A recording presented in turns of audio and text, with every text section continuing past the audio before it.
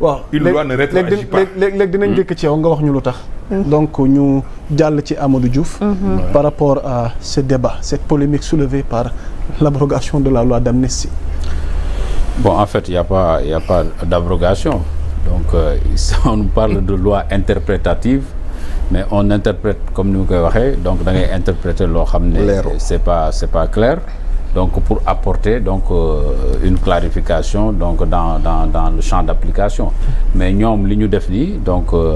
proposition de loi boo ko xoolee da ngay gis ne en fait c'est juste une modification. Donc de la loi d'amnistie. Donc dañu modifier man modification laa koy woowee donc modification boobu ñu ne dañuy apporter une précision ne li nga xam ne ñooy manifestation yi nga xam ne les faits ñu viser mooy faits yi nga xam ne dañu soit c'est au plan correctionnel ou criminel mais ayant donc disons à la suite de manifestations. Voilà, donc en relation avec des manifestations exclusivement politiques. Keroog wax naa ko fi ak motivation politique ma ne donc le problème c'est-à-dire aujourd'hui kan mooy définir ne ki génnoon motivation politique la am c'est un problème. C'est-à-dire que nan lañ koy définir motivation politique moi ça me pose problème. C'est-à-dire que comment tu peux circonscrire les actes posés par les uns et les autres de manière subjective nit ñu génn def li ñuy def nga xool ne kii motivation politique la kii du motivation politique. on a de justice wala. non defal ndànk mais xam nga loolu ça pose problème. wala de justice la ñuy lijjanti mbir mi moom laa lay wax ni même bu ko yóbboo justice la mais problème bi mooy dafa naqaree définir yaa ngi dégg baax li ma wax en réalité on a encore plus compliqué la chose parce que damay dellu si un peu ci ginnaaw président wax na ko sànq bi ñuy def loi d'amnistie bi man lan moo taxoon c'était pour un apaisement. yow lan moo ci nekkoon sa position. apaisement non man je n'ai jamais été d'accord pour la loi d'amnistie. Jamais. Ceux qui ont fauté on devait aller en justice par rapport aux actes des uns et des autres ñu xool ku coupable ñu juger la si tu fais que c'est prouvé loi dal sa kaw c'est aussi simple que ça mais tolloon nañ foo xam ne boo seetloo loi ba Pastef nekkee dans le champ politique ba fi may waxee yow mosuñu yëkkati loi Pastef neutre ci ba mu des loi d'amnistie loi d'amnistie rek lañu yëkkati ñu ne on abstention la am na lu ko sabab defal naa rek dara sababu donc li ko sabab mais ils ont donné leur raison aussi non je fais juste un rappel non leur raison on sait non le constat que tu fais ñun kay xaaral le constat qu'il fait il est simple non xam nga rek comprendre nga c'est pas compliqué dama ne Pastef bañ nekkee dans le champ politique ba léegi loi luñ mën a yëkkati ci wàllum politique pour dire simple hein luñ mën a yëkkati am nañ ci seen kàddu benn yoon lañ mos a taxaw ne on s'abstient mooy ci affaire loi d'amnistie te pourtant loi d'amnistie bi ils en ont bénéficié mais ils voulaient en bénéficier à leur corps défendant duñ ci takk waaw à leur corps défendant c'est-à-dire mu mel ni dañ leen ko imposer donc c'était calculé moo tax ñoom dañoo mel ni dañ leen a imposer la loi d'amnistie or ce qui était plus simple mais c'est de dire on ne vote pas cette loi parce qu'on n'est pas d'accord mais ils n'ont pas voté ils se sont abstenus loi bi jàll ñoom loi boobu moo leen génne prison loi boobu moo génne Diomaye prison moo génne Ousmane Sonko prison donc ils en ont bénéficié tey bu ñu dellu si waatee ne malgré tout cela soxlawuñ loi bi bëgguñu ko mais ils n'ont qu'à l'abroger totalement on repart de zéro sur le même pied ñu xool ku def ak ku deful mais bu fekkee ne par exemple tey da nga ne et puis ils répondent au diktat des organisations internationales là, les ONG Human Rights Watch li nga doon lire sànq Human Rights Watch moo ko wax mais ana crime ak torture. non defal ndànk rek. est-ce que loi bële ne la tenir na compte convention bien du sûr Sénégal mais on te l'a rappelé avec l'article 3 c'est-à-dire que. non man je suis dans leur logique par rapport à leur loi d'entrave Bachir. defal ndànk bu ma juumee nga wax ma ñoom nee nañ Macky Sall mi voté loi d'amnistie pour Sénégalais yi comprendre non pour Sénégalais yi comprendre non xaaral pour Sénégalais yi comprendre parce que jarul ñu koy chinoiser affaire bi c'est très simple. allez-y xam nga lan la. pour ñu comprendre mooy képp koo xam ne même bu loi d'amnistie bi jàlloon continuer di jàll képp koo xam ne yow sentir nga ne say droit dañ ko léser am nga droit saisir justice. est-ce que dégg nga wax am nga droit saisir justice donc ça ne veut pas dire que amnistier nañ rek donc kenn amatul droit soulever li nga xam ne yow laal na la donc les victimes mënoon nañu jóg saisir la justice pour rentrer dans leurs droits dégg nga wax ji donc Amadou Ba bu dellu see ne non Sénégal convention internationale yi mu signé relativement donc aux droits humains et cetera moo tax il faut que ñu circonscrire encore le champ d'application mais attends c'est bis repetita li muy def noonu deful dara lu bees mi ngi fi woon au contraire daf ko gën a compliquer quand il nous dit des faits ayant des motivations exclusivement politiques mais ça veut dire et puis foofu sax dafa benn sew mi ngi foofu. mais def naa benn sew non dafa ndànk may ma ñëw ci amendement bi benn sew mi ngi foofu xam nga mooy lan. allez-y.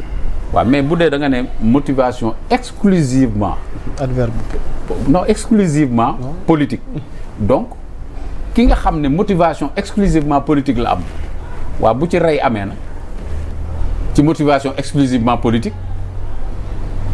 par ricochet mu am koo xam ne motivation exclusivement politique la am mais gis nañ ne rey nañu waaw loolu nu ñu koy qualifier dañ koy bàyyi mu dem du loolu laa doon wax non demal nag nu ñu koy qualifier moom politique moo ko taxoon jóg parce que xëy na identifier nañ ko coloration politique la am moom dafa amoon benn motivation exclusivement politique waaye ci biir motivation exclusivement politique bi il a donné des instructions ba nit rey nit wala sax mu ne. waaw agir parce que dama réaction la politique. waaw par rapport à une action politique. ba rey am ci mais moom laa lay wax. léegi nag voie de conséquence la ay nerveux ak ay dañu jëlee ma c'est important. supposez que nerveux yi nekk ay militants wu APR. comme ils le disent. waaw ils étaient en train de réagir au plan politique. waaw mais nerveux yi côté yëpp la am sax. waaw moom laa parce que nerveux Pastef. lan mooy bu ñu jàkkaarloog nerveux nu mu tudd ci APR. xeex am mu am dégâts collatéraux am ñu ci dee est-ce que motivation bi au départ c'était pas une motivation politique c'était une motivation politique ñii dañuy doon jéem a wut nguur ñii di défendre nguur maintenant léegi nag li may mujjee mooy les forces de défense et de sécurité nañ leen génnee ci waxu politique bi voilà ñooñu mission non ñooñu mission la ñu am waaw mission la ñu am ils ont un devoir républicain état moo leen ko sant c'est-à-dire que ñoom ñëwuñu woon génn ci mbedd mi ne dañ tey dañuy dem rey nit bu dee rey am na ñoom jóguñu ne dañuy dem rey parce que force de défense et de sécurité loolu du affaire am parce que seen tour boo ko déggee force de défense défense et de sécurité mais maanaam day lay défendre sécuriser la ba pare ku lay défendre di la sécuriser ñu jox la arme ne la pour usage. non arme bi ñu la jox. mais dafa am ay numéro. moom laa lay wax sax. tey koo ñu jam tey bu ñu defee enquête tey xam nañ ne. ban munition la ak ban contingent nga bokk. c'est aussi simple que ça loolu c'est facile la enquête boobu c'est facile. maintenant dans quelles conditions la ki tiré est-ce que tiré na et cetera ña tiré woon mais en tout cas sénégalais yëpp gis nañu des gens yoo xam ne du ñu ay forces de défense et de sécurité ñu yor ay armes di tiré ci ay Auchan. waaw. tiré. waaw léegi ñooñu di tiré xanaa doo ma ne ay nervi pouvoir bi la ñu. comment tu peux être dans le pouvoir. et envoyer des gens qui détruisent le terre qui détruisent les berges yi nga defar yow. est-ce que c'est logique comme li ma wax keroog rek doo takk cax di ko dagal sa bopp donc nañ jéem a seet ñi ci raaxaloo woon fan la ñu bokk ak lu leen ci dugal man d'accord naa loolu. waaye mais du ni ñu tëggee loi d'amnistie bi seen interprétation bii. du moom mooy régler waaye moom laa lay wax de interprétation bi mooy régler problème bi. interprétation bii à la vérité xam nga lan la mooy ñoom ci seen bopp ñi ŋànk nguur gi actuellement ñoo bëgg a extirper wu génnee seen bopp pour ñu juger ñeneen c'est tout. parce que yow bu fekkee ne en réalité defoo mais bàyyil ñu def enquête bi moo la war a parce que mos naa dégg El Malick mu ne man takkal nañ ma bracelet waaw am El Malick waaw d'accord mais El Malick man dama ko dégg mu wax mu ne man defuma dara takkal nañ ma bracelet fii te man defuma dara yow moom moo war a wax def na wala deful c'est pas à lui de le dire c'est à la justice de dire qui est coupable qui n'est pas coupable c'est pas au pouvoir actuel de dire qui est coupable qui n'est pas coupable c'est à la justice de dire qui est coupable qui n'est pas coupable te loolu il faut que enquête am il faut que ñu dem procès ñu xam ku def ak ku deful waaye doo taxaw nga tëgg sa loi ne loi bii ñun ñi amoon motivation politique ñun bokkuñu ñee nag moom amuñu woon motivation politique parce que dañ génnoon pour rey nit ñi dans quel pays sommes-nous c'est absurde tu peux pas nga taxaw yow nga ne ñee ñoo am motivation rey nit man motivation politique exclusivement laa amoon donc yaa ngi setal sa bopp di tilimal ñeneen ñi mais on ne peut pas être dans un pays comme ça et dans une vision manichéenne ñun ñoo baax ñee ñoo bon un pays ne fonctionne pas comme ça donc loi bi c'est une catastrophe cette loi là c'est une catastrophe xam nga lu ñu waroon def yaa ngi wax ay amendement moom li ci président non président ñun ñëpp doo defal ndànk rek waaw defal ndànk man dégg naa ko mais dama la bëgg a expliquer que président xam nga ñun dañuy théoriser moom il l'a pratiqué l'exercice parlementaire dafa nekk ci biir donc lu mu la ci wax war nga ko mën a jàpp mais li ñu ciy jàpp xam nga lan la mooy texte boo ko xësee ba dugagul nag kay dugg na ba dem bureau assemblée dugg na ba dem conférence des présidents dugg na ba ñu fixé la réunion de la commission xam nga dugg mooy lan texte bu yegsee mu nekk projet de loi waa déglu ma bu nekk projet de loi xaaral dinaa ko leeral sa bopp mu nekk projet de loi jóge ci gouvernement exécutif wala mu nekk proposition de loi jóge ci parlement bi maanaam ci député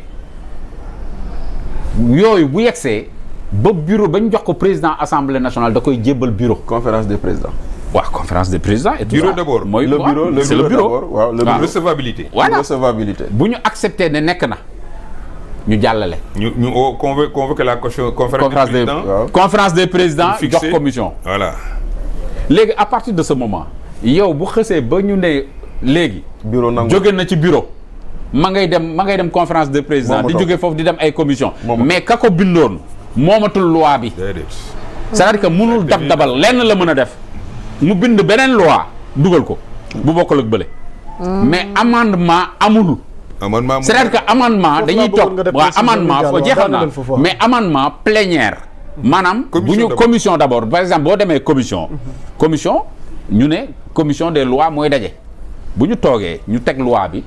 député bu am amendement maanaam am loo ci changé ak loo ci bëgg ñu yokk wala loo ci bëgg ñu wàññi loolu mooy amendement bu boobaa nga daal di dugal sa xalaat ñu waxtaanee ko foofu voté ko bu fekkee ne loi ba génn na foofu ñu voté ko mbaa ñu rejeté ko mais bu fekkee ne loi ba jóge na foofu dem plénière yow la nga proposé woon sax ñu rejeté ko bu la neexee nga proposé waat ko en plénière taxaw ne man lii dugaloon naa ko commission ñu rejeté ko waaye dama ko ciy dellu si waat parce que je juge que c'est pertinent war naa mën a dugg ci biir loi bi bu boobaa Amadou Ba mën naa wax dugal li mu bëgg a dugal keneen wax génnee li mu bëgg a génnee mbaa mu dugal li mu bëgg a dugal mais du toog ci te plateau télévision naan damay amendement xam nga moom juriste am boobu dañ ko war a seetaat parce que mënoo di amender un texte qui est déjà en commission presque en commission nga naan da nga koy dabal naan da nga koy amender ça veut dire que aussi il y a eu une impréparation ça veut dire que aussi ça c'est un aveu parce que li mu def noonu aveu la parce que doo bind sa texte toog réfléchir ko ba mu yaakaar ne baax na nga yóbbu ko assemblée nationale dellu si ne non dama cee bëgg a yokk virgule pour lan donc ba nga koy togg ñorul y a de l'impréparation il y a de l'improvisation dans cette affaire loolu la Amadou Ba wone et puis loolu mu wone aussi mooy manque de maturité ak fi ñu nar a jëme réew mi ci ay micmac yu ndawaan yoo xam ne tey da ngay wax lii bu subaa nga wax lële yaakaar ne état du fonctionner noonu. mais jàppoon loolu c'est trop sérieux loolu yëpp lu ko indi. moom mooy loi bi Thierno Alassane Sall déposé woon te ñu bañ ko koo nangul. moo indi cette précipitation mais gis nga voilà gis nga loi bi Thierno Alassane Sall dugal. parce que nekkul daf leen non voilà ñu indi ay clause ne clause financière yi da ko respecté wul ak yow mais bii amul benn clause. àndul ak benn clause gisoo ñu bind ko fenn bind moom bi mu defee exposé de motifs ba wàccee texte bi boo ko liiree amul clause financière amul lu muy incidence ci finance nii yokk nii wàññi gisoo ko ci texte bi exposé de motifs am gisoo ko léegi nag Thierno dugal na ñu ne ko yow li nga dugal baaxul et cetera non xam lu ñu doon bañ